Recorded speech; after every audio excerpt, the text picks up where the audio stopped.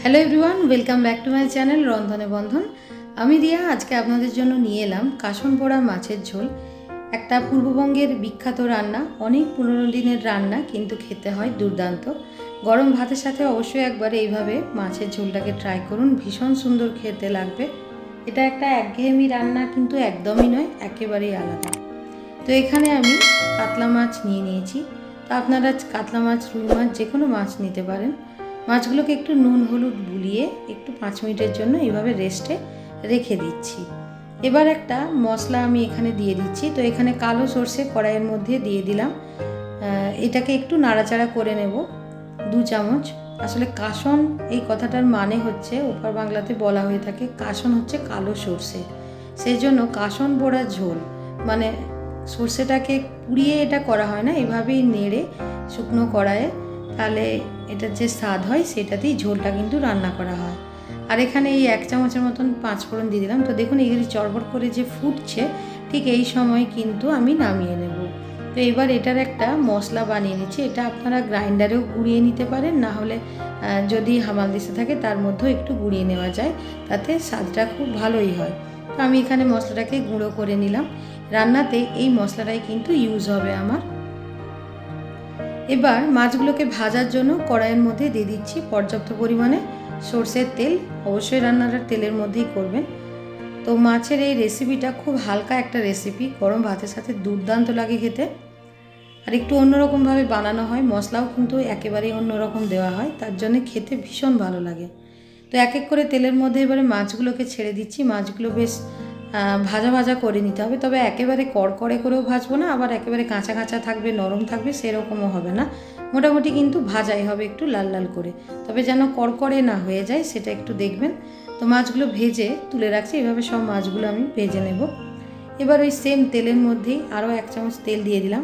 তো তেলের মধ্যে দিয়ে দিচ্ছি কালো জিরে ফোড়নের জন্য, আর দিয়ে দিচ্ছি বেশ কয়েকটা কাঁচা লঙ্কা। এই কালো জিরে আর কাঁচা লঙ্কাই কিন্তু ফোড়নে যাবে, আর অন্য কিছু যাবে না। এবার এর স্বাদটা বাড়ানোর জন্য এখানে দিয়ে দিলাম 4 থেকে 5 কোয়া রসুনকে কুচি করে নিয়েছি, আর দিয়ে দিচ্ছি এখানে 2টো মিডিয়াম সাইজের পেঁয়াজকে খুব ছোটো ছোটো করে কুচি করে নিয়েছি। এবার খুব ভালো করে এগুলোকে একেবারে পুরো ভাজা ভাজা করে নিতে হবে। এই পেঁয়াজটাকে কিন্তু অল্প ভাজলে হবে না, পেঁয়াজটাকে কিন্তু পুরোপুরি একেবারে লাল লাল করে গোল্ডেন ব্রাউন করে ভেজে নেবেন। তো এই সময় দিয়ে দিচ্ছি পেঁয়াজটাকে নরম করার জন্য নুন আর হলুদ। এখানে অতিরিক্ত কিন্তু কোনো মশলা যাবে না রান্নাতে, কারণ এগুলো অথেন্টিক একটা রান্না, অনেক পুরনো দিনের, তার জন্য এইভাবে হালকা মশলা দিয়ে রান্নাটা করা হয়ে থাকে। তো এইভাবে দেখুন নাড়তে নাড়তে পেঁয়াজগুলো দেখেই মনে হচ্ছে অনেকটা নরম হয়ে এসছে, কালারটাও আস্তে আস্তে বদলে গেছে। এবার আমি এর মধ্যে দিয়ে দিচ্ছি 2 গ্লাস জল। এটা যেহেতু ঝোল হবে তার জন্য জলটা একটু বেশি পরিমাণেই লাগবে। তো জলটা দিয়ে ফুটতে দিলাম, আর দিয়ে দিচ্ছি এখানে একটু রঙের জন্য কাশ্মীরি লঙ্কার গুঁড়ো। এখানে ঝালটা হবে না, রঙটা হবে। এটা 1 চামচের মতন দিয়ে দিলাম। এবারে ঝোলটাকে ফুটতে দিতে হবে। দেখুন আমার ঝোলটা কিন্তু অনেকটাই ফুটে গেছে। এবারে যে মাছগুলোকে আমি ভেজে রেখেছিলাম ওইগুলোই এক এক করে এর মধ্যে দিয়ে দেব। এটা দেখেই বুঝতে পারছেন খুব সাধারণ সিম্পল একটা রান্না, কিন্তু টেস্ট খুব সুন্দর হয়। আমি বারবার বলছি অবশ্যই একবার বাড়িতে এই কাসন পোড়ার ঝোল কিন্তু বানাবেন, দেখবেন ভীষণ ভালো লাগবে খেতে।